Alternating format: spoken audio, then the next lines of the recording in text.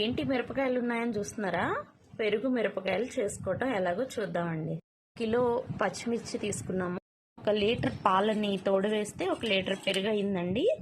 అలాగే దీనిలో కాస్త వాటర్ కలిపి 1/2 లీటర్ వరకు వాటర్ కలిపి పక్కన పెట్టుకోవాలి. కడిగి శుభ్రపరచుకొని ఇలా పొడిగుడ్డతో తుడుచుకోవాలండి. ఇలాగే మనం గంటలు పెట్టుకోవాలి. వీటికి తగినంత ఉప్పు వేసుకోవాలండి. ఉప్పు వేసుకొని పెరుగులో ఈ 4 నిమ్మకాయలని మనం వేసుకోవాలండి. కట్ చేసి ఆ మజ్జిగలో వేసుకోవాలి.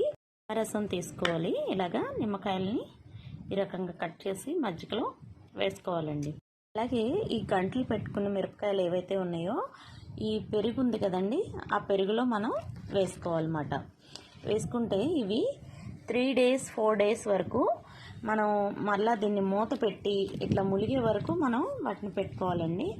ఈ పైన ఏంటంటే పాలు తోడు పెట్టుకున్న పాల వల్ల వెన్నపూస శాతం ఉందండి, అందువల్ల అలా కనిపిస్తుంది ఇక్కడ. అలాగే మనం ఈ మిరపకాయలు, కిలో మిరపకాయలు కూడా ఈ కిలో పెరుగులో వేసేసుకుంటే మనం ములిగే వరకు, లోపలికి మునిగే వరకు వీటిని అలా ఉంచాలి. ఉప్పు అన్నీ, నిమ్మకాయ అన్నీ పిండిన తర్వాత వీటిని 4 రోజుల వరకు అలాగా మనం నిలవగా అలా పెట్టుకుని ప్రతిరోజు కూడా మూత తీసి ఇలా కింద నుంచి పైకి, పైనుంచి కిందకి కలుపుతూ ఉండాలండి. కలుపుతూ ఉన్నప్పుడు ఏంటంటే మిక్స్ అవుతుంది అన్నమాట.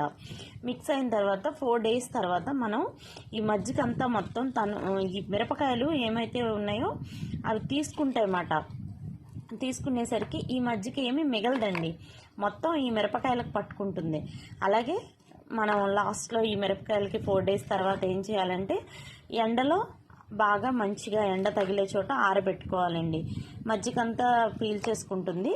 అలాగే మరుసటి రోజు మరలా ఆ మజ్జిగలో వేసిన మిరపకాయలని ఎండబెట్టిన తర్వాత కొంచెం మజ్జిగ మిగిలినప్పుడు మరలా ఇంకోసారి నైట్ అలాగే నానబెట్టి మరుసటి రోజు వేసేస్తే ఆ ఉన్న మజ్జిగ కూడా పెరుగు మిరపకాయలు పీల్చేసుకుంటాయండి.